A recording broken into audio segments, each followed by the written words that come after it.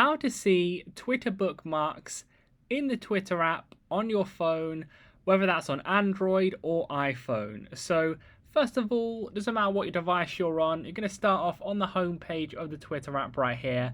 And the first thing you want to do is when you're on there, press and hold down with your finger on the screen of your phone, then slowly move to the right hand side, as you can see me doing on the screen here. So press and hold, slowly move to the right hand side. You don't need to do it this slowly, it can just be one big drag. Then eventually you'll see this screen here where you click on bookmarks. Then you'll see all the bookmarks right here that you've got. So there's a few different options in there. Go to the top right if you want to clear all the bookmarks right there.